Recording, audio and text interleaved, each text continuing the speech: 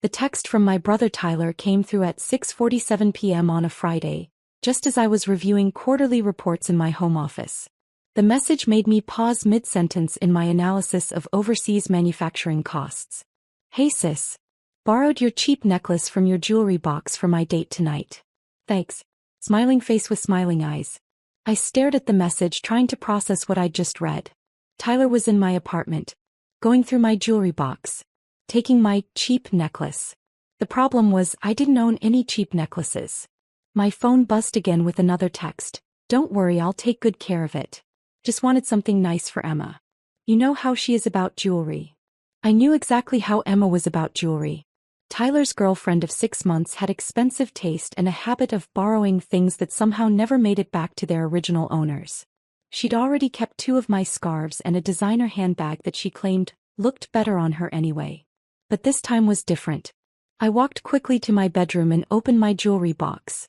Most of my everyday pieces were there. The pearl earrings from Mom, the vintage bracelet from Grandma, the simple gold chain I wore to work. But the blue velvet compartment in the back corner was empty. The compartment where I kept the Salon sapphire necklace. My heart started racing as I grabbed my laptop and pulled up the Sterling Luxury Inventory database. I scrolled through the active pieces until I found item number 4429. Salon sapphire and diamond necklace, 18 KT white gold setting, 15.7 carat center stone surrounded by 8.3 carats of diamond accents. Estimated retail value, $2.2 million. Tyler had just stolen a $2.2 million necklace to impress his girlfriend. And he thought it was cheap costume jewelry. I picked up my phone and typed back, "Have fun." Then I immediately called James Morrison, head of security for Sterling Luxury Jewelers. "James, it's Victoria. I need to report a theft." "Miss Sterling? What's been stolen?" "Inventory item number 4429. The Salon sapphire piece." I could hear James typing on his computer. "The piece you took home for the insurance appraisal photos? That's the one. It's been stolen from my residence." "Jesus. Do you know who took it?" I looked at Tyler's cheerful text message, complete with the smiling emoji. "Yes. My brother." "Your brother? Miss Sterling, are you sure you want to report this as theft? Family disputes can get complicated legally." "James, that necklace is worth more than most people's houses.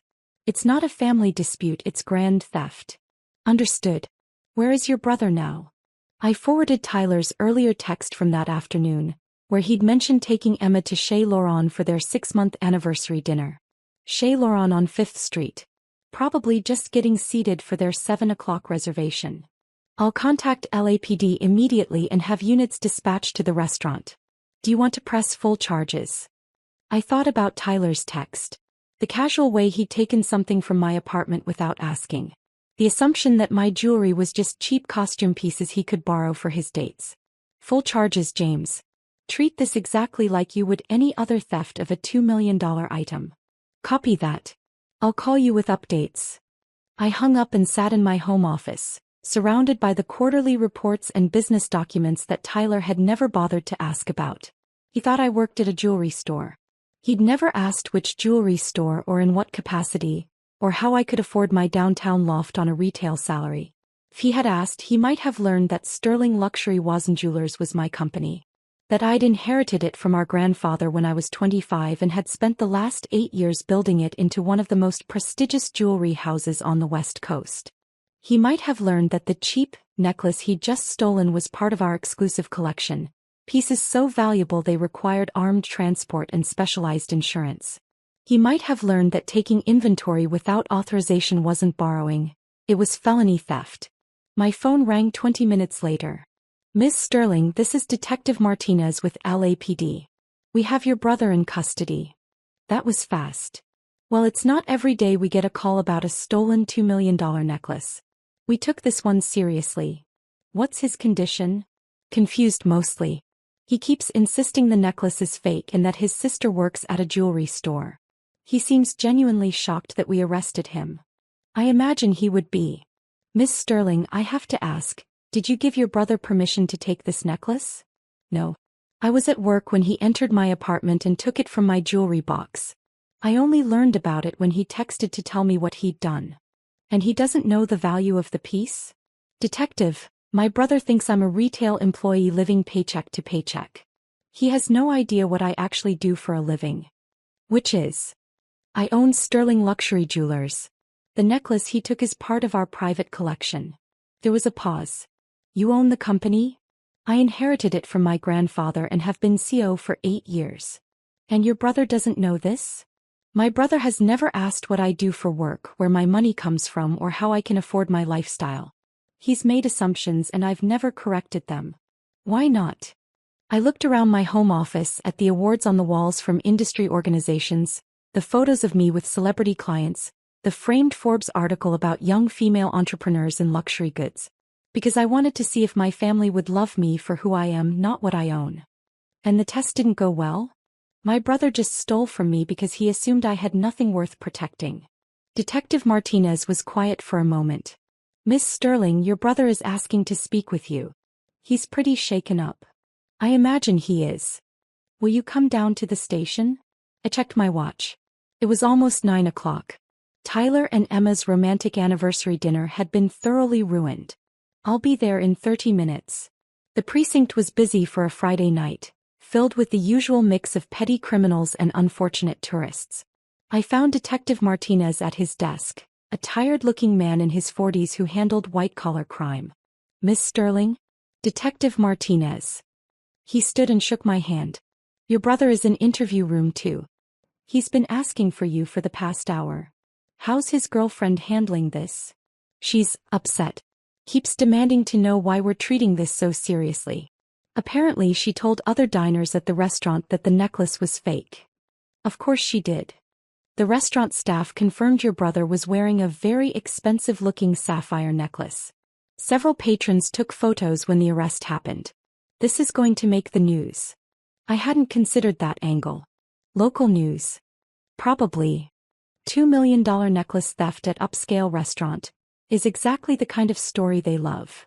Detective Martinez led me to a small room where Tyler sat at a metal table, still wearing his dress shirt and tie from the interrupted date. His hands were cuffed to the table and he looked smaller somehow, like a kid who'd been caught stealing candy. Victoria. He looked up when I entered. Thank God.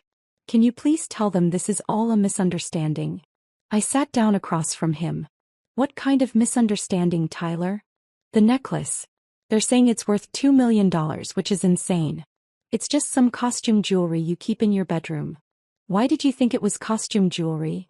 Because you work at a jewelry store, Vic. You're not exactly making big money, right? I figured it was just some knockoff piece you got from work. Tyler, what jewelry store do I work at? He looked confused by the question. I don't know. Some local place downtown. You never talk about work. Have you ever asked? Asked what?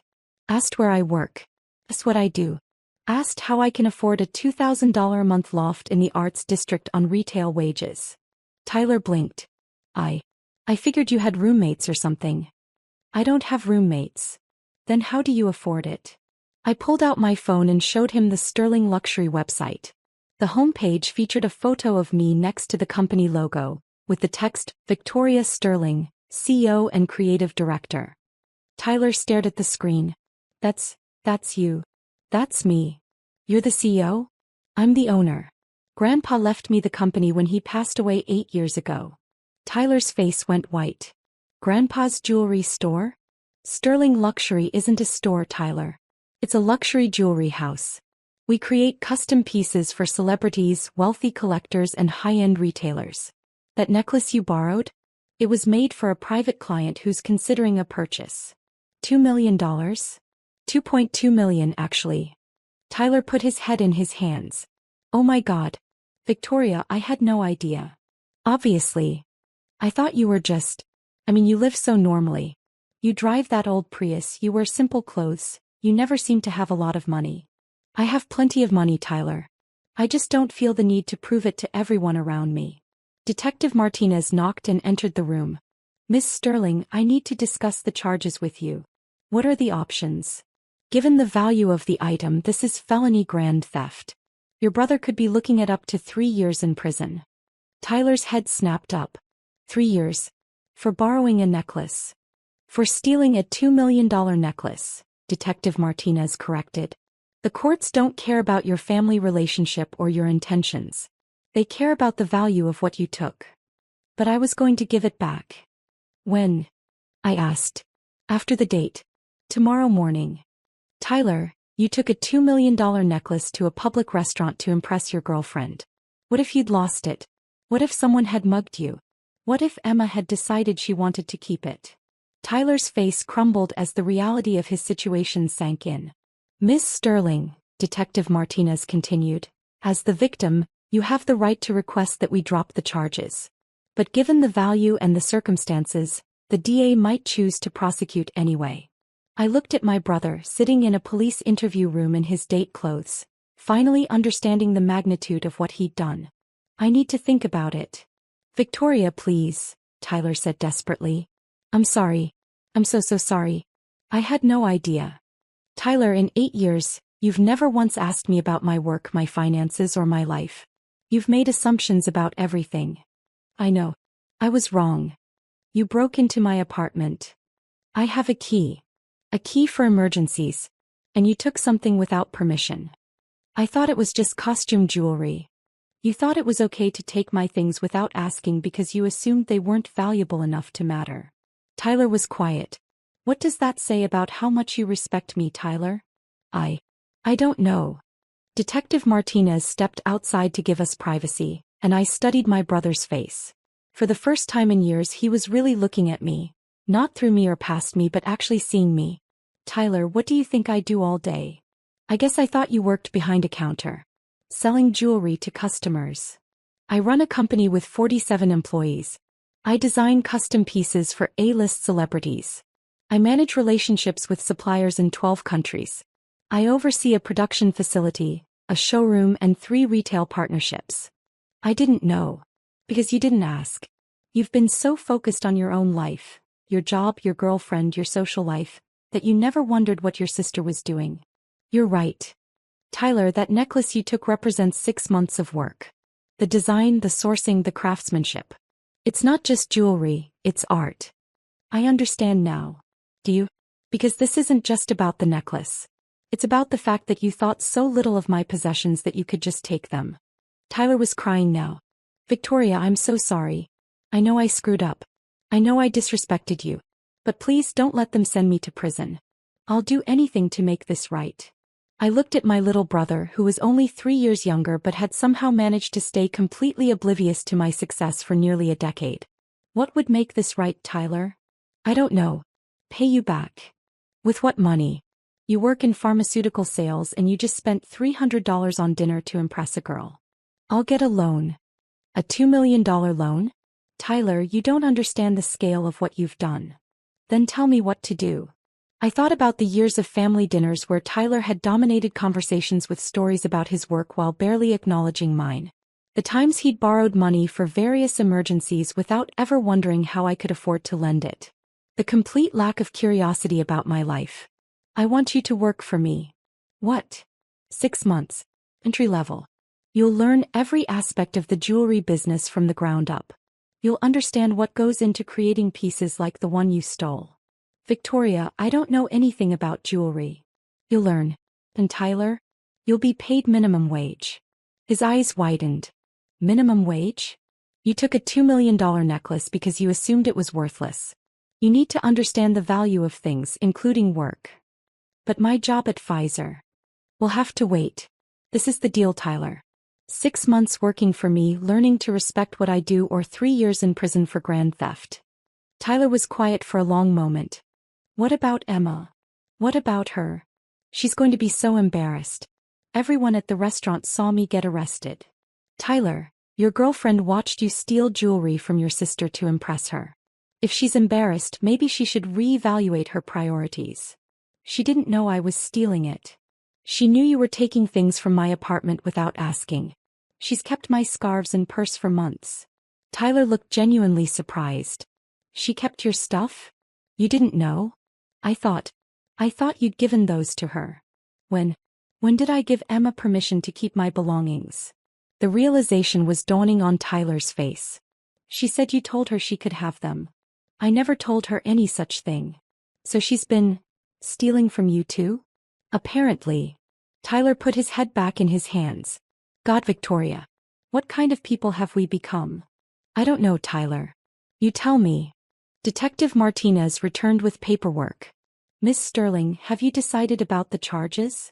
I looked at my brother one more time.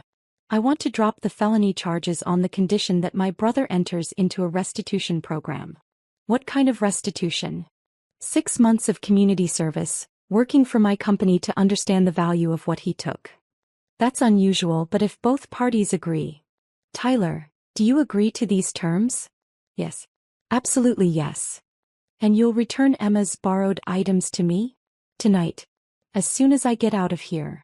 Detective Martinez started preparing the paperwork. Mr. Sterling, you're lucky to have a sister who's willing to work with you on this. I know. 2 hours later we left the police station together. Tyler had been officially released into my custody, and the necklace was safely returned to Sterling Luxury's secure storage. Victoria, Tyler said as we walked to my car, I need to ask you something. What? Are you really worth millions of dollars? I pulled up my phone and showed him the most recent Forbes article about Sterling Luxury's growth. The company's valued at about $60 million. My personal net worth is around $40 million. $40 million. Give or take. Tyler stopped walking. And I've been borrowing $20 from you for gas money. You have. I'm such an idiot. You're not an idiot, Tyler. You're just self-absorbed. There's a difference. We drove in silence for several minutes before Tyler spoke again. What's my job going to be? You'll start in the workshop learning how jewelry is made. Then you'll move to inventory management, client services, and eventually sales. By the end of 6 months, you'll understand every aspect of the business. And then you'll have learned to respect what other people do for a living. Including your sister. Victoria. Yeah. I'm really sorry. Not just for taking the necklace, but for never seeing you. For never asking about your life or caring about your success. I know. How do you know? Because you're here, Tyler. You could have called Dad to bail you out or hired a lawyer or blamed me for overreacting. Instead, you're accepting responsibility and trying to make it right. I want to make it right. Good. Because Monday morning at 7 a.m., you start learning what it really takes to create something worth $2 million. Tyler nodded. I'll be there. And for the first time in years, I believed my little brother was finally ready to grow up. 6 months later, Tyler had become one of my most dedicated employees. He understood the craftsmanship, the artistry, and the business acumen required to succeed in luxury goods. More importantly, he understood his sister. The necklace that started it all sold to a private collector for $2.4 million. Tyler helped coordinate the sale.